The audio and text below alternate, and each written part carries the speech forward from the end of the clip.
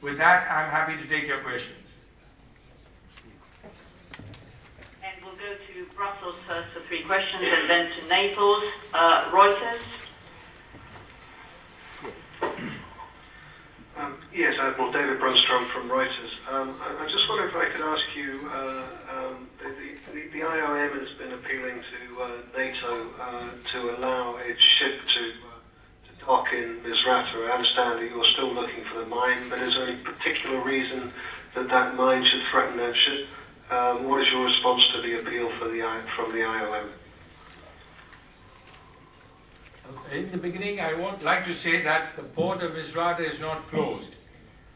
What we are doing is performing every effort to render that area as safe as possible. We are now still looking for that floating mine. When that finishes, and if we didn't find it, then we should try and create a corridor, a safe corridor into the port. We are working with the shipping, commercial shipping, so that all traffic is informed properly. Then it is a master's decision to decide whether he wants to enter or not.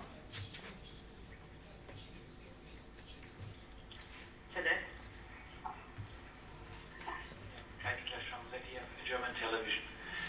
Can you give us an idea how the situation in Misrata is itself? Are there parts that are under control of Gaddafi troops? Are there parts that are under control of the opposition? How would you describe the situation? And at the moment, how would you evaluate the situation? Is there clear access to Misrata harbor despite of this one mine that is floating and missing? Yes, I will reply to your last question first. Besides the mine issue, for the moment, there is clear access into the port of Misrata.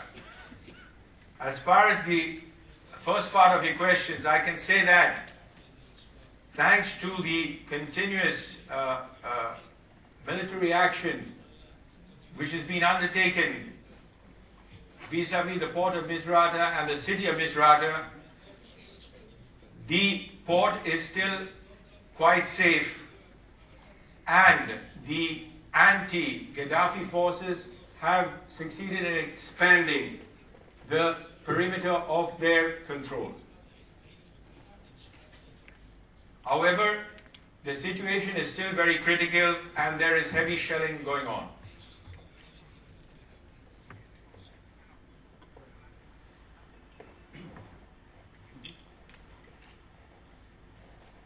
Have we got any other questions in Brussels? AFP. Admiral said that the situation is still critical and that there is heavy shelling going on. You mean on it permanently? And what is NATO doing then to stop that to happen? NATO is doing what its mission is dictating, and that is to continue pushing and putting pressure on all pro-Gaddafi regime targets. Therefore, we keep targeting any capability of the Gaddafi regime to be able to guide his men to attack his own population. To that end, I just mentioned that 3 self-propelled howitzers were destroyed last night, and that is very good news. We can go to Naples now for the next 3 questions, and then we'll come back to Brussels.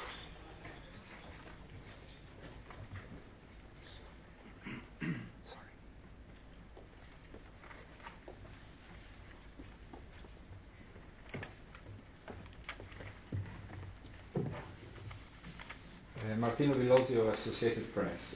Even knowing that you are more focused on maritime operation, I wish to know if you can provide us with more information on why the compound where Gaddafi's son was allegedly killed has been targeted by NATO. And a second question, if you are aware of any activities of Al-Qaeda in Libya nowadays, which is the role Al-Qaeda is playing, and knowing that yesterday, the day before yesterday, Bin Laden has been killed. I want to make it clear, and I repeat what was said, that we do not target individuals. So, what NATO bombarded was surely an installation from where Gaddafi or his men were able to conduct or guide his forces towards attacking the civilian population. As far as your second question is concerned, I am not aware of any specific action of Al-Qaeda, but we must know that in any environment where there is instability and confusion, criminal organizations and terrorist activities are very prone to dwell. Any more questions, sir? No more questions from Naples. I don't know. You. Clearly very grave in Misrata. Is NATO finding it somehow much more difficult than elsewhere to stop the shelling? Could you expand a little bit on the difficulties that are perhaps facing you in targeting tanks or the ordnance that's being fired? And then secondly, the overall mission. Colonel Gaddafi doesn't appear to be showing any signs of particularly fatal weakness. Is there any sense yet on what the end game to all of this is? Thank you.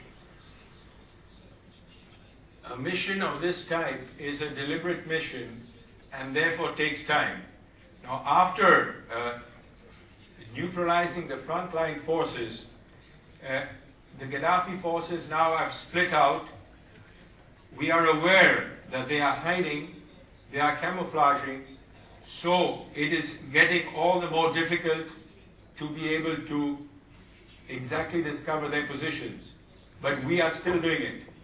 At the same time, we are taking great care in ensuring that no civilian population or entities are close to where we are going to attack. Having said that, every day something positive happens, and with our airstrikes, with our arms embargo, with our protection of the Libyan people, we take a step closer to the final objective we have to reach.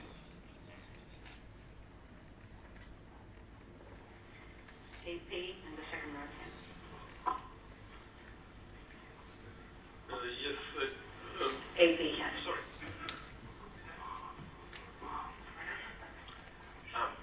Admiral Slobodan Lekic from the Associated Press.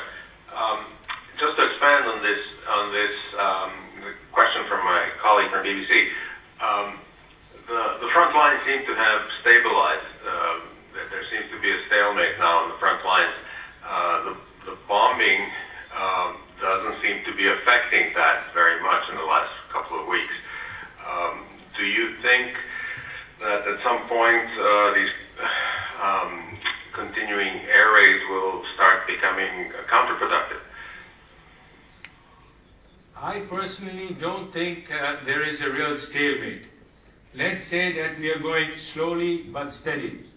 And after attacking the frontline forces, now we are trying to get hold of everything that he can use to supply his frontline forces.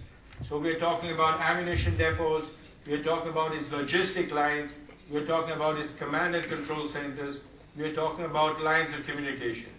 So I would say that this is a job that needs patience, needs determination, but we still have to keep going on, and we are still moving forward. We had a follow-up question from Tedef. Well, I just am curious whether there is any chance to get to know whether there is a strategy change. We have heard from Werner and before that some important things might happen during the next few days. Can you give us an idea whether there is any change in your strategy? I beg your pardon, I didn't understand. You're speaking about NATO strategy or the pro-Gaddafi regime strategy? Oh, your strategy, NATO. Our mission is quite clear for now. We have an air campaign to run and a maritime campaign, and we are still head-ons on that.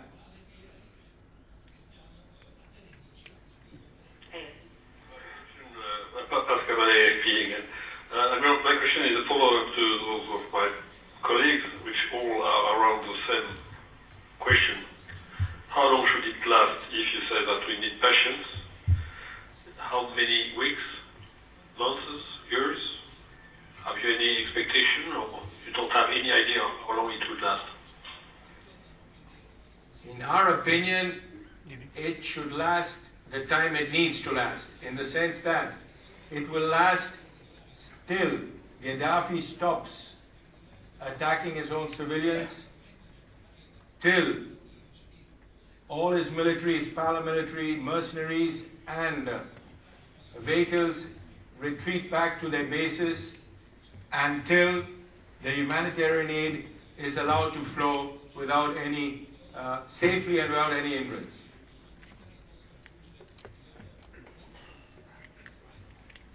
I don't see any other questions. We've got a question at the back there.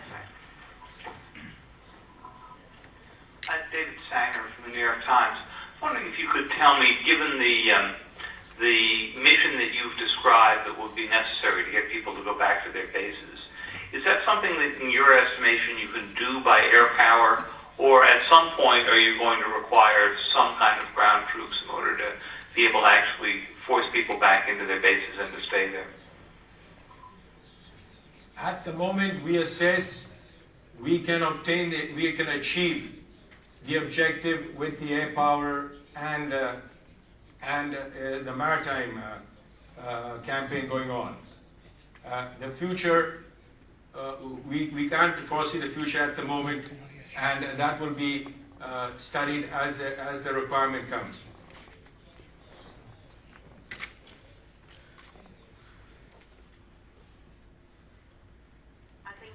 All the questions I can see in Brussels, unless there are more questions from Naples, of course. No, that's it, ma'am. Thank you.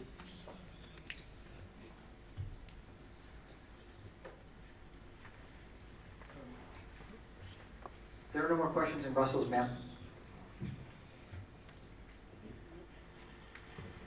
So thank you very much, Vice Admiral Veri, for your precious time. Thank you very much to everyone in Naples. Thank you. Have a good afternoon. And here in Brussels, we will continue with a short briefing with the chair.